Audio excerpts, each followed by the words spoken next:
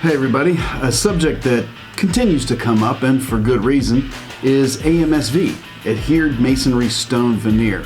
So, I've tried to compile as much information as I could in a very short time period with a bunch of diagrams that we can look at real quick.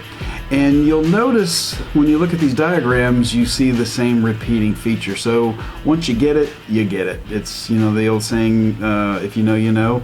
It's one of those kind of things. So let's take a look at this. AMSV, it is, you know, it's trendy, it's really pretty, it's like everywhere, right? However, it has been proven to be problematic due to improper installation. Now, will you have people tell you that I'm wrong? Absolutely guaranteed, all right? You will hear plenty of people swear that there is absolutely nothing wrong with AMSV. And they're right. There's nothing wrong with the product. It is the installation is where the problem lies. But I don't want you to take just my word for it, okay? Dr. Joe Lstiburek, if you have never heard of him before, check out buildingscience.com. If you search virtually anything related to building science, you'll find him. There's all kinds of good stuff. Anyway, he is the one that famously nicknamed AMSV Lumpy Stucco. And he has written on it extensively on why it fails. You'll also find a lot of information from Mark Parlee, P-A-R-L-E-E, and Reuben Saltzman. Those three guys are considered real experts in the field, and they write about it a lot. So don't just take my word for it. Check those guys out. Now, Dr. Joe calls it lumpy stucco because it's basically the same thing as a stucco application. Multiple lifts, and the final lift, the final coat being the AMSV, the stone veneer itself. So let's dive into this a little bit. Now, there are standards, and it has been updated. This is the most recent document that there is. You can download this for free, too. It doesn't cost you anything, and this is where I got all of the schematics that I'm going to use in this presentation from this book. Okay. Now, I will warn you, like I sat down to read this one time and I started finding things like rain screens are optional and water resistive barrier may be needed, okay, if it's present. Requirements are going to vary by region, and verify with your local jurisdiction of the requirements that they have. Refer to manufacturer's recommendation. So it was like, what does this sound like? This sounds like a home inspection report, for God's sakes, right? Nothing was extremely specific. Okay, so it made it kind of difficult for me to show you this is wrong, this is right type of stuff, because it was just so varied and so general. So what it ultimately falls on is the manufacturer, the specific manufacturer of the specific product that you see in the field. Now, you're never going to know that.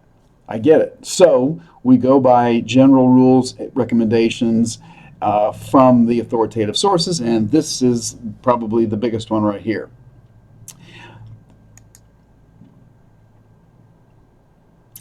If AMSV or any other product in the world, okay, isn't installed to a manufacturer's installation instructions, you cannot expect it to perform to a minimum standard either, okay? When this product allows moisture penetration, it also inhibits drying, and then bad things happen, okay? The most common issues we see as home inspectors are the following things that I'm going to go over right now. And the first schematic here, let me turn my laser on. It's showing you clearances.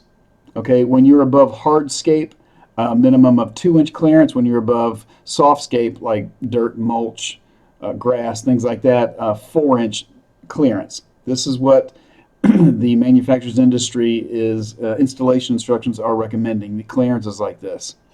If you're above something like a roof, see, they also have clearances. All right. You never want this product to go down into grade or down to a, a specific surface. Like you see in these pictures here, number one, if this is wood frame, well, now you've provided a hidden travel plane for infestation. You'll have termites and whatever other kind of bugs crawl up behind it, up into the structure. Okay, it will also wick moisture up. Same thing here on this sidewall. We should have clearance in here. You should be able to see the flashing, like they have in this image here. This is a cool one. Same thing, but with a tile roof. Okay, there should be clearance here. You should be able to see. What you can't see is the part that extends up this way and up and around like that, right? You won't be able to see that part, but you should have clearance. Otherwise, water will wick. Now, everybody's familiar with kickout flashing. This is going to be basically the same thing. The AMSV units, the stone units, come down over, in shingle fashion, over the flashings here, all the way down to the kickout area.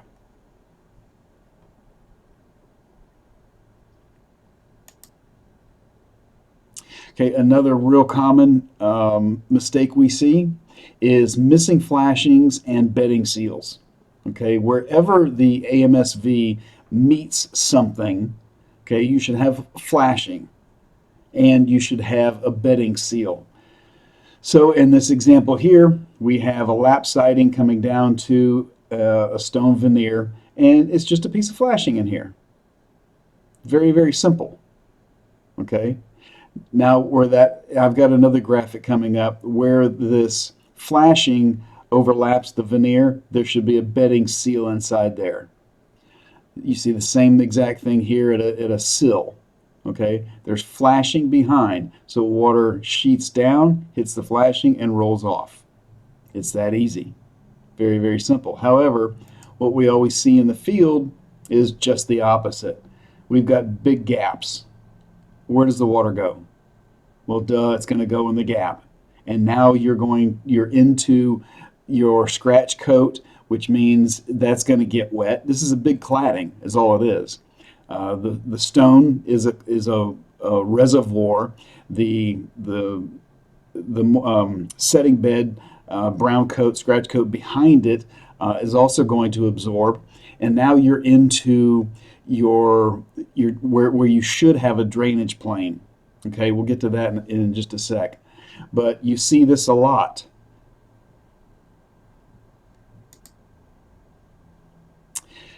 This is going to be very similar in a lot of different situations where you terminate AMSV at something, okay, a window or a door, a trim around a window, other veneers, things like that. You guys have all seen and been through building science classes before that talk about a backer rod installed in this gap right there with a nice thick caulked joint or sealed joint. So what we always see in the field is this kind of thing. And where does the water go? Well, duh, it's going to go in the hole. And now water is behind this veneer and bad things happen.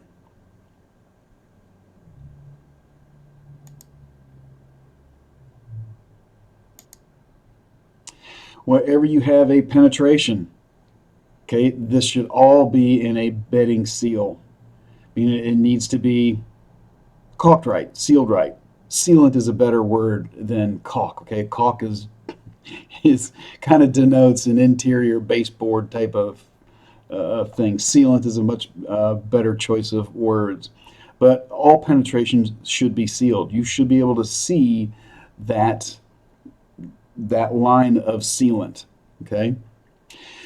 Now that's one source, right? What does the code actually say? Okay, let's kind of like skip opinions and go straight to the boss, right? The big book of rules, whether it's the Florida Building Code or the International Residential Code. Now, I also realize there are going to be some state-specific codes, and a lot of these are built on each other. So in other words, a lot of them are just identical, okay? You can access any code whether it's your local state or just the basic IRC, FBCR, or any of the codes at iccsafe.com, or I'm sorry, .org, ICC as in International Code Council, iccsafe.org. You can look at any of those. So let's see what they say. We see in both the Florida and the International, it's the same section, and it talks about clearances. Okay, we're talking about exterior, obviously, and stud walls, meaning wood frame. The AMSV shall be installed, and it talks about those clearances over softscape, 4 inches, over hardscape, 2 inches. Okay, now there is a 1/2 inch clearance above a walking surface that is supported by the same foundation that supports the exterior wall. Makes sense? Okay, so that may close up, but again, it's not going to go down all the way to that walking surface.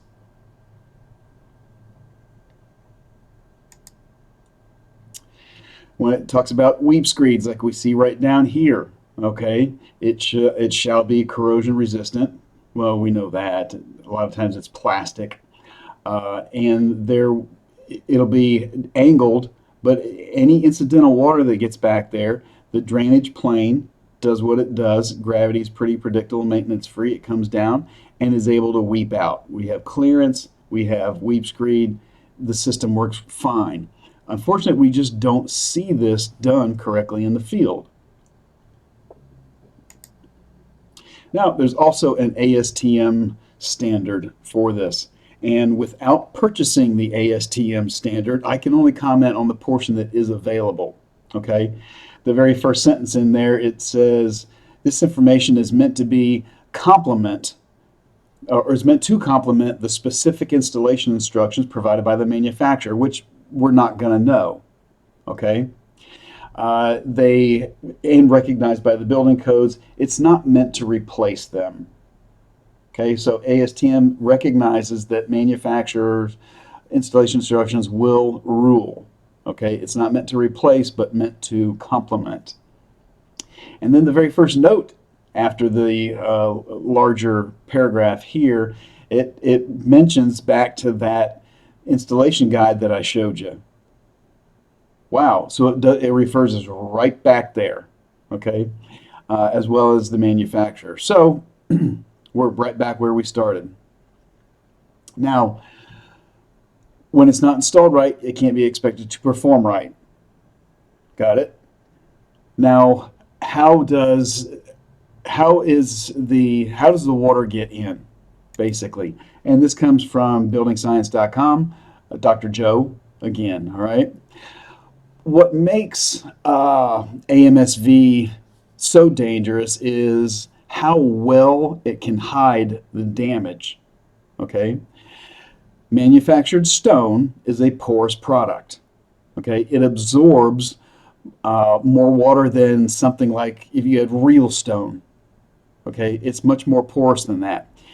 And that it will transfer moisture through and into the wall of the structure that you're looking at. That's just building science, okay?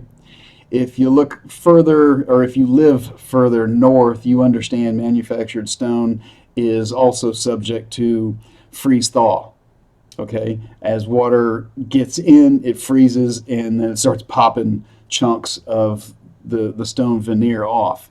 It looks, you can tell. It looks broken. It looks like the broken edge of a sidewalk or something like that, right? Water will penetrate through the stone. It gets into the mortar, and it's got to be managed, okay? Hence the reason why we talk about the flashing requirements, the sealing requirements, and how to get rid of it when incidental water does get past the veneer, because now you're starting to get into porous products, whether it's masonry construction or wood frame. It doesn't matter. But building science here, there's going to be more rain outside than inside. There's going to be more humidity outside than inside, right? So there's a natural migration to go from a higher concentration to a lower concentration. Now, if you live in the South, you totally get that. Okay, like where I'm at in Florida, 10 months of the year, you have a concentration gradient, meaning it's going to go from more to less every time.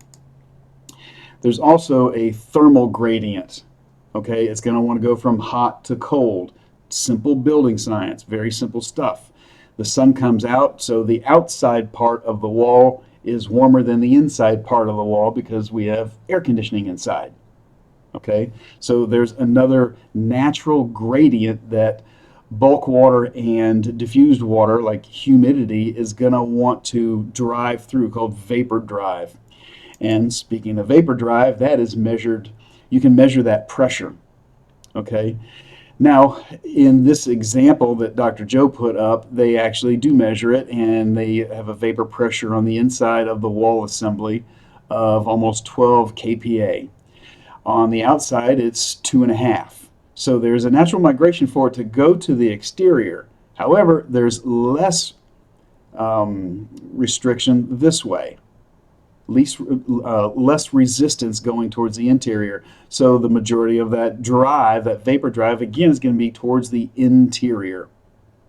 So this is just science that we have to deal with.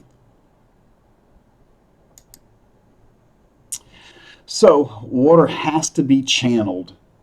When incidental water gets in, it must be channeled down and out of the wall assembly before it reaches the sheathing, okay, the insulation, any of the framing, anything like that. Often, if you don't have a drainage mat, at a minimum, there should be 2 layers of water-resistant barrier, okay?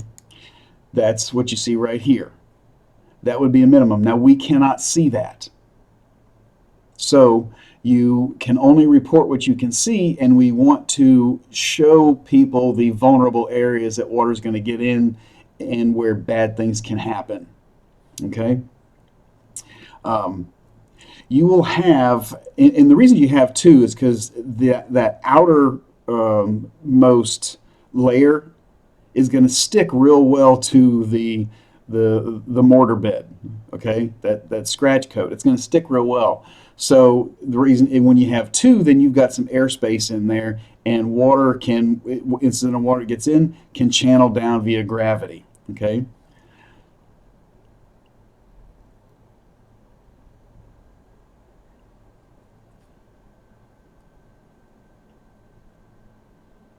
Now you get that concept, okay. However, if you provide a drainage plane, but you don't let it get out, well, then what's going to happen? You're only going to accelerate water damage because it builds up at the bottom of the wall, right down at the base of the wall. So in order to facilitate good drainage at the base, you need a weep screed. A weep screed. This is water management. And you see it right there. Now, I'm going to show you a job that I personally did where it was a chronic deferred maintenance situation where water got in, bad things happened, and it did it for an extended period of time. And this is where the AMSV came down to a roof. And I get over on this roof area and walk up, and this is what I see, where it's literally falling off of the wall. Okay, water is getting in, and the lath, right, where the scratch coat is squeezed into that mortar there, the lath is corroding. As it corrodes, it expands, and it's popping. It's making that mortar weaker.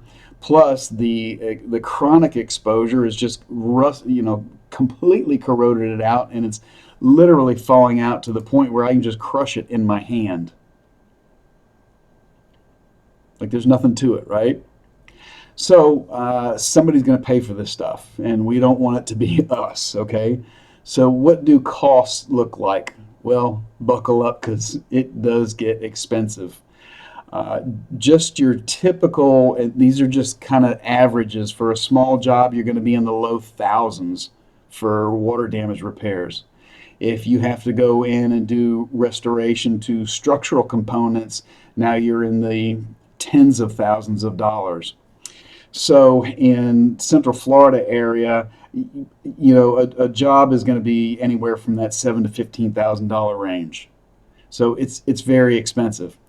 This is not hard to diagnose. It's not hard to look for the vulnerable and show people the vulnerable. Show them that there's no setting bed. Show them that there's no flashings. Okay? Sometimes that water is inside for a very long period of time and there is no interior manifestation. You can't see it yet from the interior. So you don't know how bad it looks on the interior. In some applications, it can be really, really bad. Okay? You could go for weeks, months, and if it's small enough, maybe even years before you notice anything. By the time somebody notices delaminated baseboard on the interior, or like moldy smells, funky smells, and they pull their carpet up and they find mold growing on the tack strip is stained. The interior wall cavity could look like a biology experiment, really. All right. That's when an inspector shows up and says all this stuff is wrong and your inspector missed it. So it's very important to keep your eye out on these type of things. But it's actually very, very easy. And if you want a good article by Dr. Joe, go to buildingscience.com. He explains things from a PhD level to makes it very simple so guys like me can understand it. Buildingscience.com is an amazing resource. Now, this is a disclosure that I used to have on our company, and it kind of sums everything up. Okay, in a routine inspection, it may not be possible to determine what method, which manufacturer, what requirements, what additives, or the quality of installation of a manufactured stone veneer. Because there's so many variables and so many industry-wide issues associated with AMSV products and systems, we recommend that you obtain manufacturer's installation instructions and compare to field conditions, as we cannot predict future performance of this product or system. Now, we currently don't have something like this in the CBI or the PCA. There is something in there about AMSV, but I put this up here to make you think. Okay. Now, I do have a trick that I want to show you real quick on this video, because you'll often look at the wall and there's nothing wrong with it. However, that stone is no longer really adhered and it'll come off real easy. So this is a method that I would do on inspections, and it was very, very simple. Taking a piece of 1/2 inch EMT. Now, I realize I'm doing this on stucco right now, but the same applies to AMSV.